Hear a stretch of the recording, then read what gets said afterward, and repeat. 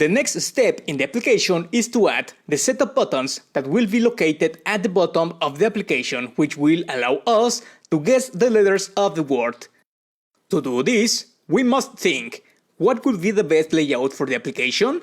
Perhaps you could think of using, for example, a grid to set the rows and columns for each button, which you could do, but you would have to define multiple columns and rows. And while that might be a valid approach, there is a better solution to meet this challenge. What we're going to do is use the layout called Flex Layout, which we studied in the section on layouts, but we're going to use it with a different approach. We're going to use it to add many buttons that, in an automatic way, will be arranged according to the space that we need and have. I'm going to make a demonstration so that it is better understood. Under the closing of the vertical stack layout tag, I'm going to add a flex layout. I'm going to position it in row number 1. Inside the flex layout, I will create a button control, since it will be this type of control that we will use in the final application.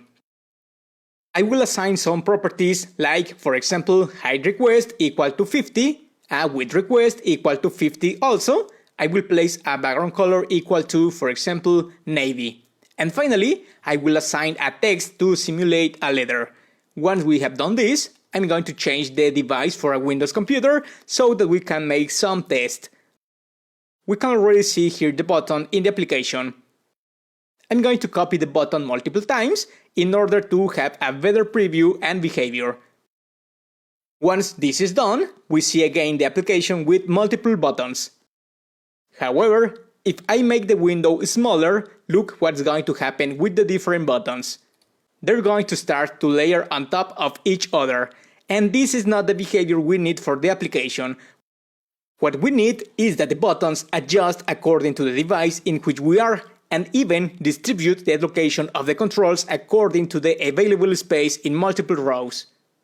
Fortunately, in the Flex Layout control, there is a property called grab that we're going to be able to establish with a grab value to achieve this behavior. If in this occasion we make the window smaller, look how the different controls are placed in different rows so that they are seen in a better way.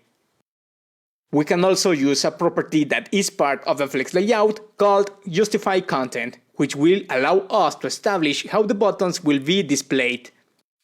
In our case, we indicate that we want to use the value space evenly. Let's save the changes, and this way the elements in the last row are distributed in a better way.